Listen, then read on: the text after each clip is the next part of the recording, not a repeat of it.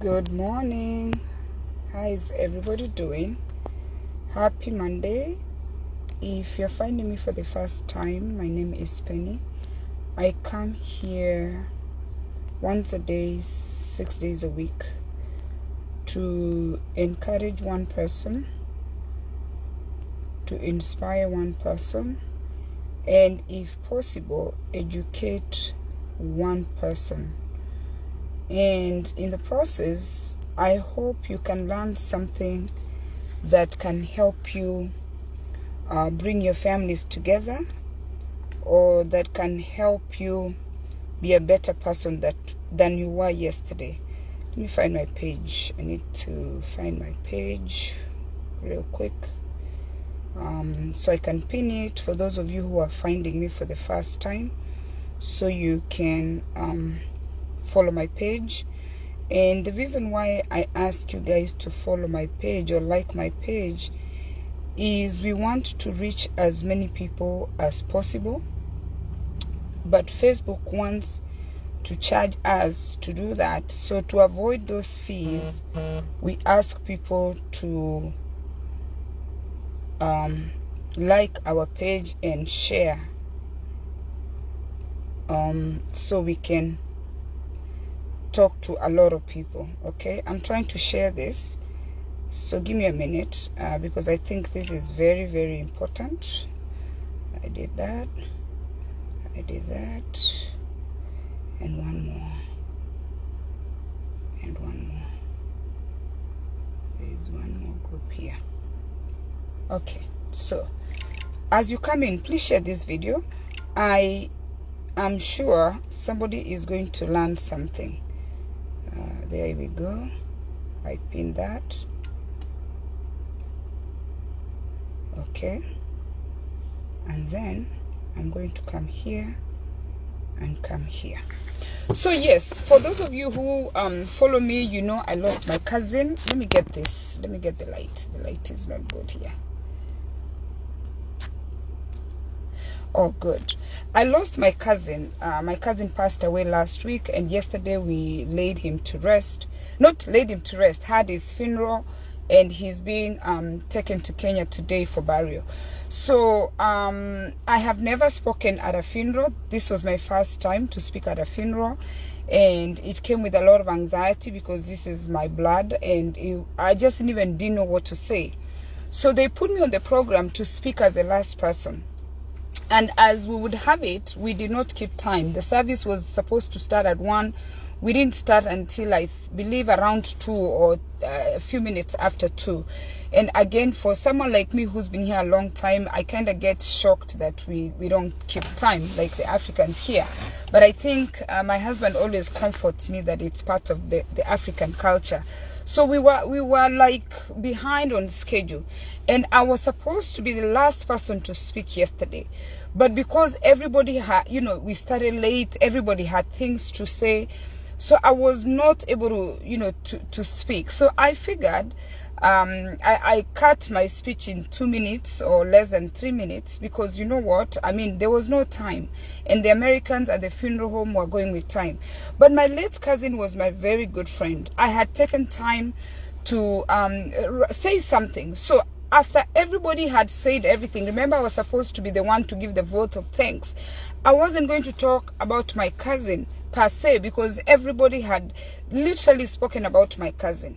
So my job was to thank everyone and speak about something different. And my cousin used to watch me on Facebook. He was like my #1 cheer. And we always agreed that life is for the living. He was really into my farming. He was into the things I was doing, and he wished he had the strength to do what I was doing. But he's been sick. So you can imagine if you're sick, you had all the time to sit and watch and see all these things going on. So I thought about it. What am I going to say? Because I did not want to speak. But my cousin Mokua said, no, you have to speak. So I'm like, you know what? Let me just put something together to remember my cousin, in honor of my cousin, because now he's gone. So I figured I would share this today, because today is the day to set goals for people. And I figured, you know what, I had this message for people yesterday in memory of my cousin. I wanted to say these things, but I was not given a chance. So My speech was going to start this way. On behalf of the Obegi family, the Ombati family, the extended family, my niece Charlene, my cousin Karen, my cousin Mokua, and the whole Kenyan community, we want to thank you for being here. Okay? And then I was going to continue to say, my late father, Ongwenyi, apparently, according to Obwocha, how he told me, my father is the one who introduced his mother to his brother, because my late cousin's father is my dad's brother. So he is behind Obwocha's mom. I don't know how true that is. Okay? So I was going to remember my father and say the late Obwocha was in very good books with my father, because Obwocha was a scholar. As everybody had already spoken, this guy was highly educated, okay? And guess what? The family, the Obegi family, we are highly... I know you guys don't think I'm highly educated. I'm highly educated, because if my cousin was a doctor, my brothers, my cousins, if all these doctors are in the family, tell me, we are all browsing through the same blood. So we are highly educated family. My cousin has been sick for a long time. He's been struggling with a heart condition which he was born with, but God gave him such a long time to live. So here today, we are not going to cry that my cousin has left. We are going to cherish the time that he left, the memories that we created, you know, while he was alive. And then I was going to say, I'm so grateful that my cousin has such a long time to plan his life. He was sick, actively sick, maybe the past 5 years, where he was literally not working. He was just on bed rest. But my cousin has been sick for a very long time. So he came into reality with death. He knew he was dying. He went through the hospice process where he was told, you have a week, you have a month. My cousin was told literally he wasn't going to live long. He knew that. So in the process, he had enough time to get his house in order. So he actually did everything he wanted to do. He said everything he wanted to say. And I was going to challenge people to ask them, you know, if you didn't have enough time, or you have enough time, what do you want to happen? Just think about it. I want you to know, and it's a fact for sure, that you are going to die. There is nobody who's not going to die. So whether you're going to die like for a long sick and die after so many months, or whether you're going to die suddenly, you're going to die. So eventually we are all going to die. So if you die today, what would you want? For my cousin, he knew that if I died today, if my mother was alive, if my auntie, if Auntie Obonyo is there, he wanted his body to be taken to Kenya because auntie is there. But he would say to me, now if I die, you know, and my mom is not there, I can be buried here. Because, you know, he was facing reality where he knew he was going to go someday, and he had to make decisions. So for those of you who are watching me, I want to ask you today, are you clear on what's going to happen if you die? Because you're eventually going to die. That is a fact. If you're not in Kenya, what are you thinking? Do you want your body to be taken back home? I am seeing tons and tons of fundraisers where people from Kisii or other parts of the country are asking for people to fundraise to bring a loved one that went to another country and died there. And they're asking, please raise funds so we can bring this person. And when they're asking people to raise funds, these are people who, when they were in those countries, they were sending money home. They were the breadwinners. When those people were in those countries, they were the ones feeding everybody. But these people, who is me and you, who is the breadwinner, who's the provider, did not get our houses organized. If you rested today, would you want to be buried where you are? Would you want to be cremated? Would you want to be taken back to the village? And that brings me to the next discussion. In America, things are a little different. This culture here is different. The Africans, the culture is different. So, with that said, we want to talk about assimilation, under assimilating or over assimilating. Women are quick to adapt to the environment. That's why we get married and we quickly get into different things. Women are quick to learn. Men are slow to learn. But at the same time, when you leave your local home, which is Nyandoche Ibere, and move to Kisii town, you really have to try and adapt with the change. When I left Nyandoche Ibere, I could not speak English or Swahili. When I went to Kisii town, unless I learned the language, I wasn't going to be able to communicate, because now everybody in Kisii town was not speaking Ekewusi. So I was in class 4 when I left my village. I quickly had to learn the language. Some of you are in German, some of you are in Spain. Everybody is somewhere that the people that you're interacting with are not your regular people. How quickly are you assimilating? How slow have you assimilated? Now, let's talk about life insurance. When I talk about life insurance in America, Americans are not rich because they went to work 9 to 5. American children don't continue to go to college and start businesses because their fathers did 2-3 jobs. Americans are rich through life insurance policies where grandpa bought a life policy, and when he died, he left generational wealth. Africans are not to the point where they want to buy life insurance because they are thinking, if I buy life insurance, I am going to die. Let me tell you something. Whether you have life insurance or you don't have life insurance, you're going to die. That is a fact. If God has blessed you with children, what's going to happen to your children if you drop dead tomorrow? Ask yourself. If you're the breadwinner here in America, you're sending money home every few months. If you're the breadwinner from Germany, you're sending money home. You have born children, American born children. You have children born in Germany. You have children born in India. What do you want to happen to your children? Because your children, maybe they're too little. They're not always going to send money home. What's going to happen to your children? These children are going to be the new orphans in America. And when they're the new orphans in America, they are going to go into the American system. Once they go into the American system, these children are going to go back to poverty. So you left Nyandoche Ibere to run away from poverty. You come to America here, you have children, you don't buy life insurance for your children, and then you die and leave your children in poverty in the American system. Okay? So that is something you need to ask yourself. You need to ask yourself, if I die today, which you might die, what do you want to happen to your children? If you're giving your children 4 or 5 vacations a year, if your children are eating cereal, if your children are in a nice neighborhood, if you drop dead today, are your children going to continue to have those kind of things that you used to give them? Think about that and internalize that. Buy a life insurance with living benefits. My cousin was sick for such a long time. He was sick and there was nothing happening. He could just wake up, eat, sleep.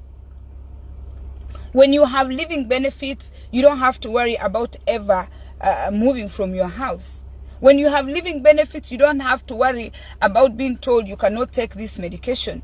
For 5 years that my cousin was actively sick, that money would just be covering his care. Because we know how hard it is to care for a loved one who was a breadwinner. Think about that in memory of my cousin.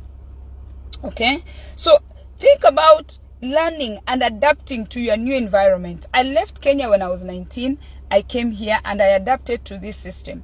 I was in America for 14 years before I went back to Kenya. When I went back to Kenya, Kenya had changed. I needed orientation. Right now, if I need something in Kenya, I can't do it. I depend on my sister 100% to give me guidance. And you know I'm born Kenyan, but the 14 years that I left Kenya, things had changed. So if you're living Kenya and you're coming to America, you should find an American or get books to read about this country and what happens. The things that you used to do in your home village in Nyandoche Ibere cannot be done here because this is a different environment. Okay? That's that. Now, okay. I've said that. Now, we come from a society where we thrive in minding other people's business. It is very common to talk about the cheaters. It is very common to talk about who's divorcing. It's very common to talk about who's the witch. It's very common to talk about who's broke. Okay? We tend to take so much time to talk about other people. Again, I want to challenge you. Ask yourself, how much time are you taking to talk about people? And if people are not talking about you, why? If you are not being talked about, then you are not doing anything. If nobody is saying anything about you, then you are not doing anything. Ask yourself, what are you doing? Okay? That people can say, so and so is doing this, so and so is doing this. When you are gossiping, how much time are you giving people out of your busy time? Then we talked about our children.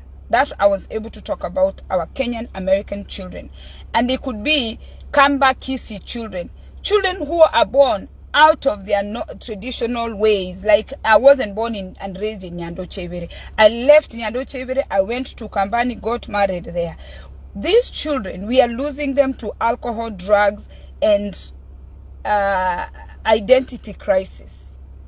Meaning, your children are not Kenyan and your children are not American. Your children are not German and they are not Kenyan.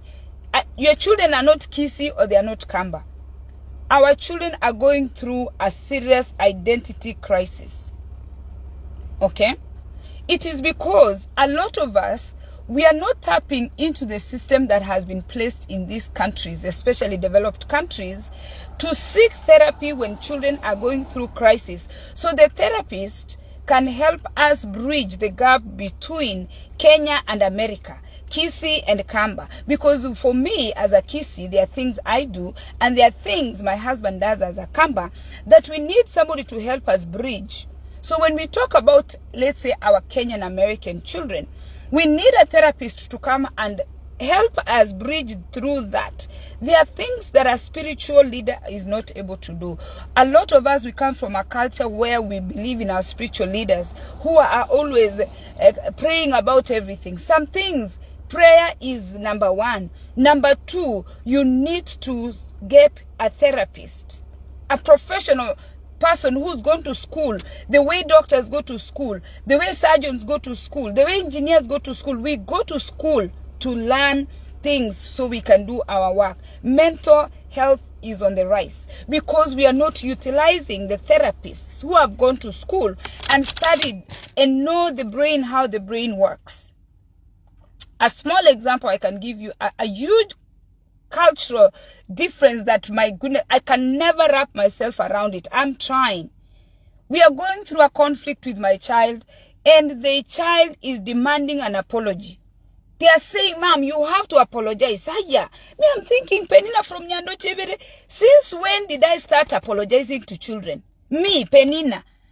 I'm like, what? And you know, sometimes even they're telling you to apologize because they're the ones who started the problem. Then you explode on them because of the way you exploded the Nyandochevere way, which is totally unacceptable because they're looking at you like, what did she just do? Because culturally, that's how we're exploding. And then they demand an apology. Then I'm thinking, me apologize to a child. Can you imagine apologizing to your child? And then eventually, when you feel forced, because now you're trying to strike a balance, then you say, okay, I'm sorry. Listen, you tell an American child, okay, I'm sorry, that is a no sorry. That is a reason for them to just get even more angrier than they were. That putting, okay, I'm sorry. No. They want you to identify as quickly as possible by yourself when you're going to say sorry. If you're not going to identify when you're being forced by them, then it's not a sorry. So if we do family therapy, we speak to a therapist, that therapist is going to come to me and tell me, you know, Mrs. Mbane, in the American culture, A, B, C, D. And then my therapist, who is educated, because they just don't learn about American culture, they learn about other cultures, is going to tell my daughter that, you know what, your mother is from Nyandochevere, just give her a break, you know. And then the bridge is going to be built between us. We are losing our children because we are not willing to learn the culture where we are raising our children. Okay?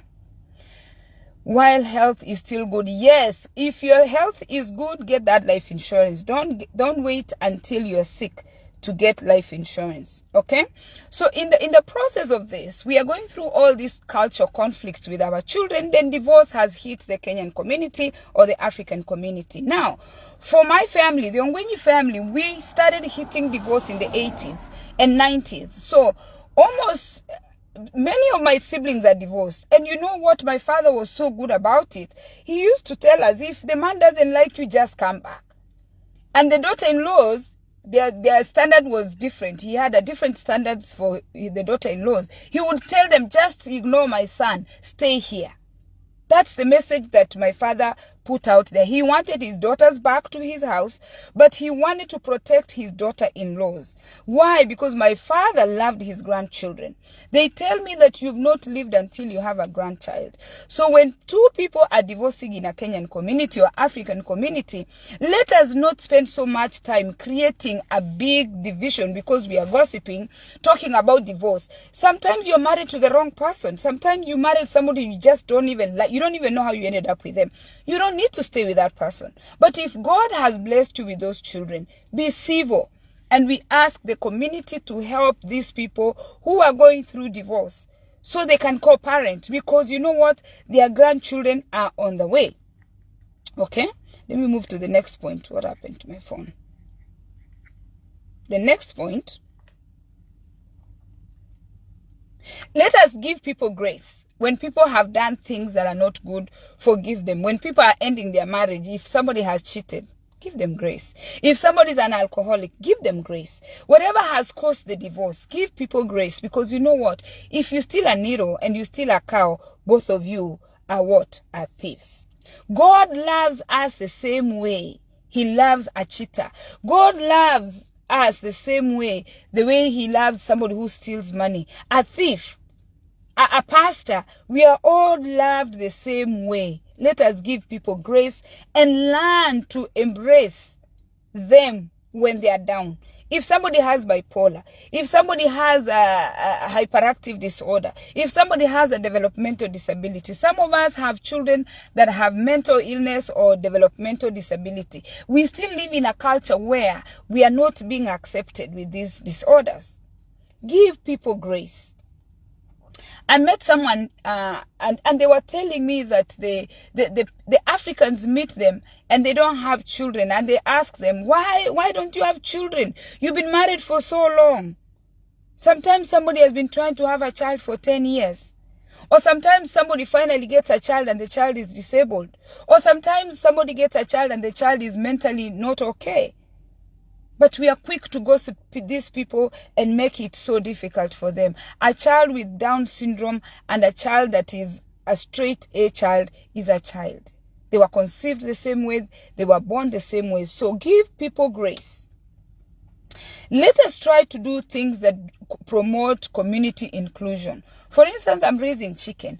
There are things I do instead of drinking. I have other things to do. Let us move away from doing the regular things of drinking and smoking and just idling. And you know what? Find something in your community, the role you can play in your community, and play it well. And I wanted to quote Malcolm Gladwell, who wrote the book, The Tipping Point. He said, in every community, there are people who play different roles. In your community, you know who is the connector in case you need something. They will give you that information. They are connectors. They know everyone. Okay? We know networkers. Those people, if you want a lawyer, if you want a doctor, they are those people, their job is to connect you. If you need information, they'll give you the information. Okay? There are those people in the community that are experts in something, in computers, in trucks, in wherever. Those people, that's the role they play in their community. So find the role you play in your community and play that role. If you've never read this book, The Tipping Point by Malcolm Gladwell. I don't know why I call him Max. Malcolm Gladwell. Find that book and read that book and see how small changes that you can start doing as a community can change the whole community. You can go, that's why we do community gardening. That's why we do walks. We want our Africans, especially living out of America, in Baltimore, in Jersey City, in Texas. Can we move away from drinking every weekend and hanging out in clubs and go into gardening, go into taking walks, go into just having something beyond just sitting down and drinking alcohol? Small changes in a local community can change the whole community. I want people to start thinking about that.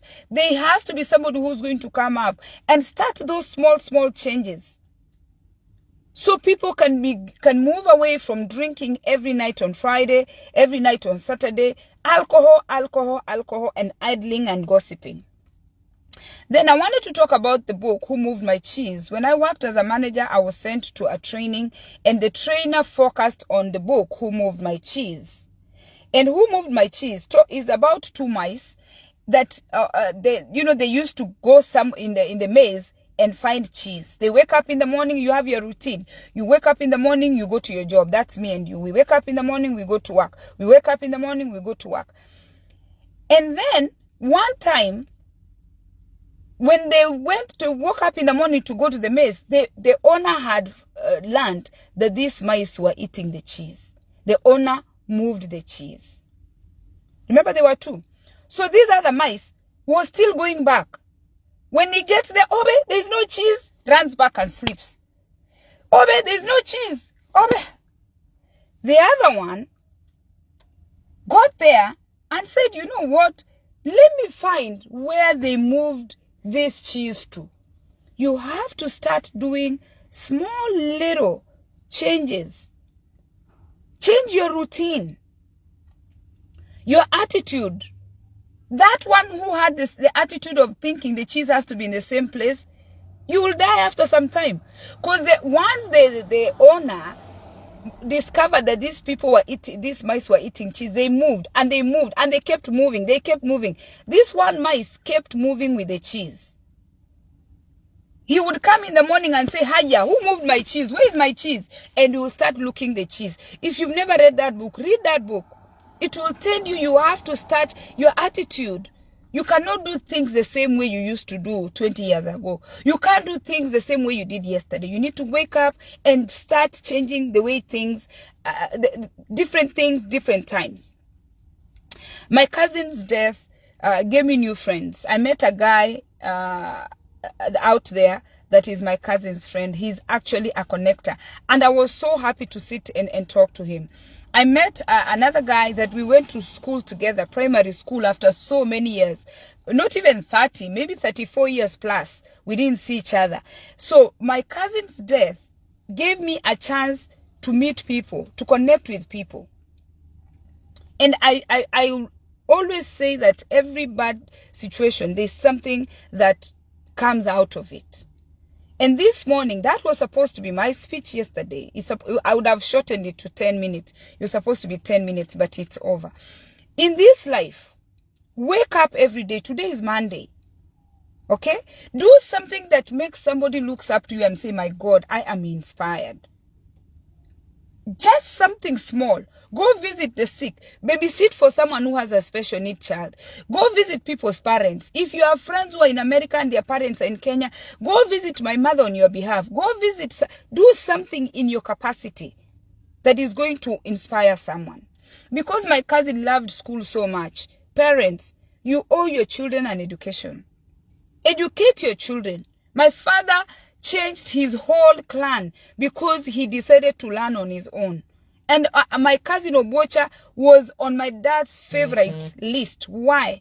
Because my cousin loved education. My cousin was a scholar. I told you we come from a family that is brilliant. We are extremely smart, right? We are scholars. But the first person from that village to go to school and become a teacher, a regular teacher on his own, was my father. And in memory of my cousin Obwocha, I told people, if you have children in college, in America, in high school, get in touch with me. I'll give you information about college programs that are waiting for children to go to school. All your children are going to do is just focus on studying. Parents, African parents. It was done to me. Some of you are telling your children in America, you are born here, take student loans. Parents in America, stop buying land back home and not taking your children to college. You owe your children a college education. Your children in America have been going to school without paying until they're 18 years old. You've had your child for 18 years. Stop sending money home and take your children to college. You owe your children a college education. I don't care what you want to think about. Oh, you know what? They are born here. No. Your sister's children that you're sending money to go to parallel, your cousin's money, all that money you're sending back home, you need to take your children to college. I am a product. Obwocha is a product. People in that area are a product of my father educating himself. You owe your children an education. And you owe yourself knowledge. You owe yourself an education, because knowledge is power. And I say that to say a lot of people who bring conflicts in the communities, a lot of people who destroy things, a lot of people who do things that we say have very zero knowledge. Okay? They don't know. People who destroy communities are not educated people. My father used to say, poverty of the mind. The people who destroy communities, the people who spread the diseases, the people who have all these diseases that they cannot be cured, are people who don't have knowledge on how a disease can spread. If you read The Tipping Point, you will see how STD spread in Baltimore and everybody had the STD. It was one person sleeping with the other person, one person sleeping with the other person. This world, let me talk about national school students in Kenya. People downplay the national school students. America, everywhere around the world, is run by high achievers. Don't look at highly educated people and have little respect for them. The engineers are highly educated people. The people who run this world are brilliant people. There is the small business people who feed and do the small things, but the people with knowledge are the ones who run the world. Let nobody lie to you that education is nothing. Education is everything. An educated person, you can speak with an educated person and know that this person is knowledgeable. My cousin used to do research. My cousin used to write. My cousin took time to study. He was a scholar. In memory of my cousin, I'm challenging all my viewers and my followers, educate yourself. Knowledge is power.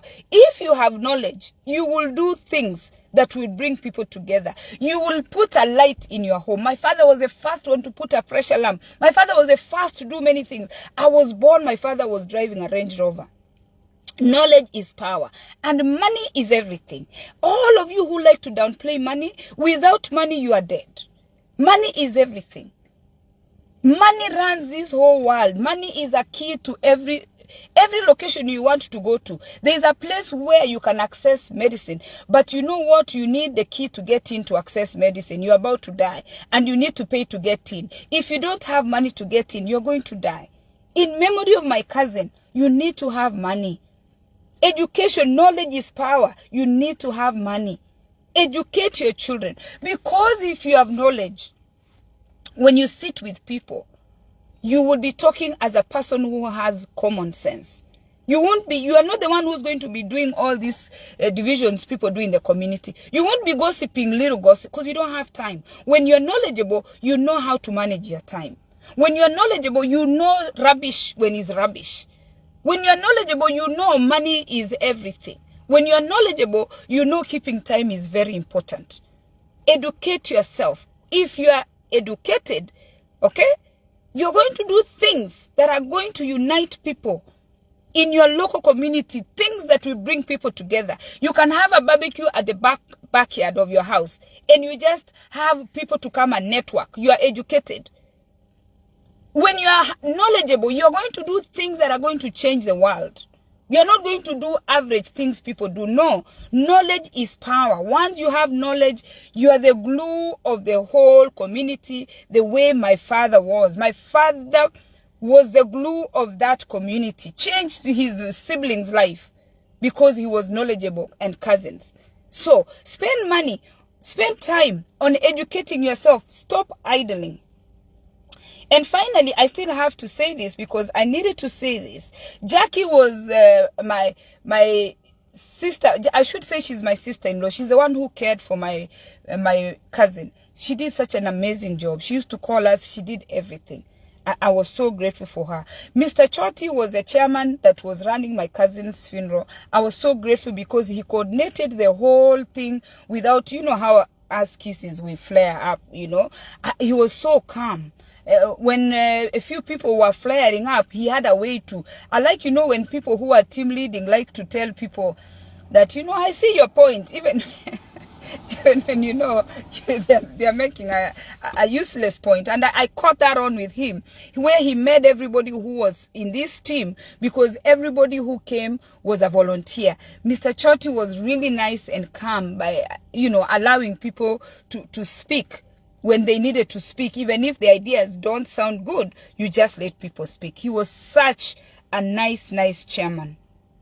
Okay? And then my husband and my children, I didn't thank them because we've been going to see my brother.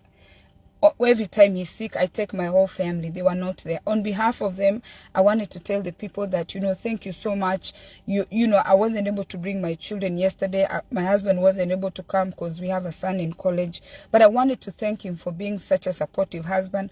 I wanted to thank my children because since my cousin died, anything you tell me, I'm telling them I'm crying. You know, they know I have been crying. So they've been making it easy for me, you know, without my children catering for me since my cousin died. And I've been teaching them what happens when you lose your cousin.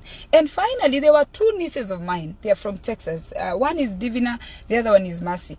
These two girls, I wanted, let that be the last thing because I have to go. When you're having issues with your relatives, if you don't like your brothers, if you don't like your sisters, when you know how you don't like your relatives, your in-laws, don't keep your children away from their relatives. Because these two girls, I met them over the weekend and I was so impressed how they've been coordinating the care of my cousin. Me, I only get phone calls. These two girls have been doing conference calls and they update my cousin Karen. These two girls, they're from Texas. I'm so impressed because you know what? Their uncle had a relationship with them. They've been the primary care, like working with Jackie, they've been working with the hospitals from a distance via Zoom. Let your children deal with their relatives you don't like. Your children need aunties and uncles. Do not separate your children from their cousins, from their uncles. Even if you don't like your sister, tell your children just to go there and stay with your sister. Okay? And then even Mokua, my cousin, Mokua gave a speech where Obwocha sent him to go pick his daughter to go see his mother. If your parents are living, if Obwocha could make a phone call to go tell his brother to go see the mother, send somebody to go pick the child. Some of you, your mothers are living. Carry your children and take your children to your mothers. Carry your children, take your children to your brothers and sisters. Do not keep children from their relatives. May the Lord God bless you. Thank you for watching. I went more than I was supposed to do. And you know what? Remember my cousin. These things I said today, this was his tribute. Remember my cousin. All the things I said today are in memory of him. Cheers. God bless you.